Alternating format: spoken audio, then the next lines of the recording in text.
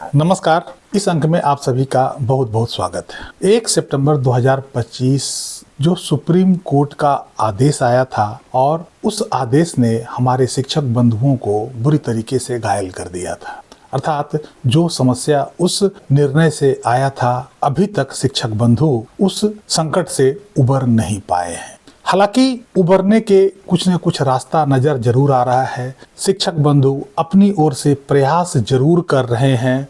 हमारे बहुत सारे सांसद महोदय, चाहे वो पक्ष के हों या विपक्ष के हों, संसद में इसके लिए आवाज उठा रहे हैं। सुप्रीम कोर्ट में उस निर्णय में सुधार हेतु बहुत सारे पुनर्विचार याचिका डाली गई है, लेकिन अभी तक कोई ठोस रास्ता नजर नहीं आ रहा है। अभी तक कहीं से आशा की किरण नजर नहीं आ रही है। हालांकि आश्वासन हर जगह से मिल रहा है और सुप्रीम कोर्ट में जो इतने सारे पुनर्विचार याचिका लगाई गई है, उससे भी उम्मीदें लगी हुई है। बावजूद इसके इस संकट का अभी तक कोई ठोस हल नहीं मिल पाया है। संदेह बरकरार है और सभी शिक्षक आज उधेड़ बुन में पड़े हुए हैं। कुछ दिनों पहले यूटा शिक्षक संगठन द्वारा जो रिट पिटीशन लगाई गई थी, हालांकि उससे बहुत उम्मीद की जा रही थी, लेकिन उस पिटीशन का डिसमिस हो जाने से शिक्षकों में बहुत निराशा उत्पन्न हुई, क्योंकि वो एक रिट पिटीशन था जिसमें नए सिरे से इस संबंध में सुनवाई होनी थी और शिक्षक बंधु अपना पक्ष पूरी तरीके से रख पाते और इस पर खुला बहस हो पाता। और जब इस पर खुला बहस होता तो निश्चित रूप से यह मामला शिक्षकों के पक्ष में जाता, लेकिन वो पिटीशन एडमिशन के स्टेज पर ही डिसमिस हो गया। जैसा कि मैंने पहले भी कहा है कि किसी भी केस का सुप्रीम कोर्ट में एडमिशन का स्टेज सबसे महत्वपूर्ण होता है।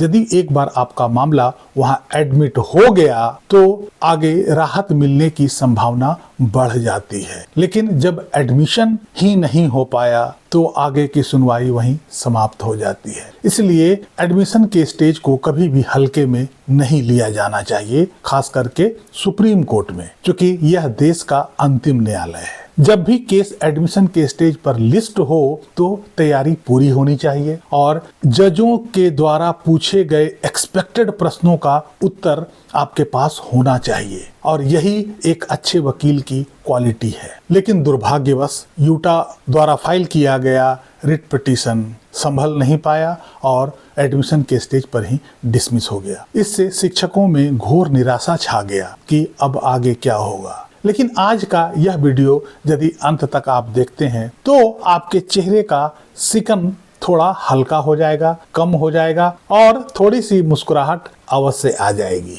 आज हम एक नए केस की बात करने जा रहे हैं। हालांकि यह केस 12 दिसंबर को ही लगा हुआ था और मैं उसी समय वीडियो बनाना चाह रहा था, लेकिन सुप्रीम कोर्ट का आदेश पब्लिश होने में थोड़ा वक्त लगता है। आदेश आया, उसके बाद मैं किसी काम में बिजी हो गया, इसलिए इस वीडियो को बनाने में थोड़ी देरी हो गई। लेकिन यह वीडियो निश्चित रूप से सभी शिक्षक बंधु के पक्ष में जाता है। हालांकि बहुत सारे पुनर्विचार याचिका सुप्रीम कोर्ट में पेंडिंग है, लेकिन पुनर्विचार याचिका पर भरोसा हम इतना नहीं कर सकते हैं जितना एक फ्रेश केस पर। पुनर्विचार याचिका का एक लिमिटेशन होता है और वो जज पर निर्भर करता है कि वो उस पुनर्विचार याचिका को किस तरह से सुनना चाहता है, लिमिटेड रूप में या एग्जॉस्टिव रूप में। तो पुनर्विचार याचिका पर सुनवाई से ज्यादा भरोसा एक फ्रेश पिटीशन पर होता है, रिट पिटीशन पर होता है, जहां कानून के एकक पहलू को नए सिरे से सुना जाना है और सभी पक्षों को अपना पक्ष रखने का मौका दिया जाना है। क्योंकि पिछले केस जिसमें 1 सितंबर का ऑर्डर आया था, उसमें इन चीजों पर पूरी तरीके से बहस नहीं हो पाई थी और ना ही राज्य सरकारों को और अन्य संबंधित रिस्पोंडेंट्स को सुनने का अवसर दिया गया था और वो निर्णय जल्दीबाजी में पास किया गया। ऐसा निर्णय आने का कोई आशंका नहीं था। यहाँ तक कि जो एडवोकेट्स उस केस को परस्यू कर रहे थे, उस केस में बहस कर रहे थे, उनको भी ऐसा निर्णय आने का कोई आशंका नहीं था, लेकिन इस तरह का निर्णय सुना दिया गया। आज मैं जिस केस की बात करने जा रहा हूं वो एक शिक्षक संगठन द्वारा फाइल किया गया सुप्रीम कोर्ट में रिट पिटीशन है, जो हालांकि 20 सितंबर को फाइल किया गया था, लेकिन उसकी हियरिंग 12 दिसंबर को कोर्ट में हुई। और इसमें सबसे महत्वपूर्ण बात यह है कि इस रिट पिटीशन को एडमिट कर लिया गया। अर्थात एक बार जब कोर्ट एडमिट कर लेती है और दूसरे पक्ष को नोटिस इशू हो जाता है, तब इस पर अब लंबी सुनवाई और हर पहलू पर विस्तार से सुनवाई होने की पूरी संभावना है। और जब हम RTE act, NCTE act, NCTE act का अमेंडमेंट, RTE एक्ट का अमेंडमेंट और RTE रूल्स, इसके अलावा NCTE द्वारा RTE एक्ट के तहत इशू किया गया 23 अगस्त 2010 का नोटिस, इन सभी पर विस्तार से अब चर्चा होने की संभावना बढ़ गई है। और जब इन सभी चीजों को विस्तार से सुना जाएगा तो निश्चित रूप से उन शिक्षकों के पक्ष में फैसला आएगा और बेहतरीन फैसला आएगा, जिससे कि शिक्षकों को बड़ी राहत मिलने की संभावना है। इस केस का टाइटल था शिक्षक महासंघ वर्सेस यूनियन ऑफ इंडिया। इस केस का ऑर्डर शीट मैं आपके सामने रखता हूं और इसके बारे में मैं कुछ बताने का कोशिश करता हूं। यह केस 12 दिसंबर 2025 को सुप्रीम कोर्ट के कोर्ट नंबर 2 में लिस्टेड था और इसका आइटम नंबर था 3939। यह एक सिविल रिट पिटीशन है जिसका नंबर 1125/2025 है। इसमें पिटिशनर शिक्षक महासंघ और respondent union of India and others है। अदर्स में इसमें जहां तक मुझे जानकारी मिली है कि NCTE को भी एक पार्टी बनाया गया है। यह केस फॉर एडमिशन के स्टेज पर था और जिस बेंच में लगा हुआ था उस बेंच में सुनवाई कर रहे थे जस्टिस विक्रम नाथ और जस्टिस संदीप मेहता। अब देखते हैं कि पिटिशनर्स की ओर से कौन कौन इसमें अपीयर हुए थे। आप देखेंगे कि पिटिशनर्स की ओर से डॉक्टर विनोद कुमार तिवारी AOR, अर्थात इन्हीं के द्वारा यह पिटीशन फाइल किया गया था।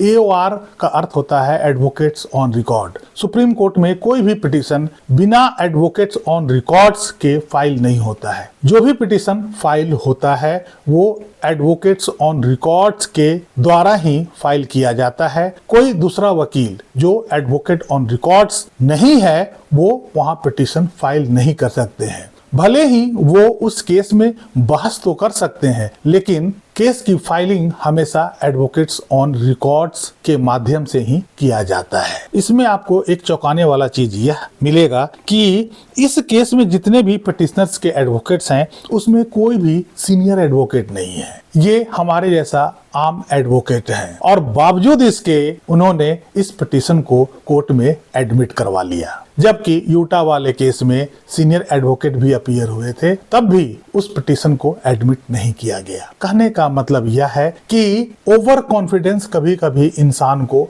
ले डूबता है। इसलिए आपकी तैयारी पूरी होनी चाहिए, चाहे आप सीनियर एडवोकेट हों या नहीं हों। यदि आप एडमिशन के स्टेज पर कोर्ट द्वारा पूछे गए प्रश्नों का सेटिस्फैक्टरी उत्तर दे देते हैं तो आपका पिटीशन एडमिट होने की संभावना बढ़ जाती है। इस केस में AOR विनोद कुमार तिवारी जी ही लीड कर रहे थे और इन्होंने ही केस फाइल किया और इन्होंने ही इस केस का बहस भी किया और परिणाम आपके सामने है कि यह केस एडमिट हो गया। कितने रिस्पोंडेंट्स इसमें बनाए गए हैं इसका नाम इस ऑर्डर शीट में दिया गया नहीं है, क्योंकि यह केस नोटिस के स्टेज पर ही था और जब सारे रिस्पोंडेंट्स अपीयर हो जाएंगे तो उनका नाम और उनके एडवोकेट्स का नाम के साथ ऑर्डर शीट में लिखा जाएगा। Upon hearing the council the court made the following order, अर्थात एडवोकेट्स द्वारा बहस सुनने के बाद कोर्ट का ऑर्डर निम्नलिखित है। इशू नोटिस, इसके बारे में मैं आपको बता दूं,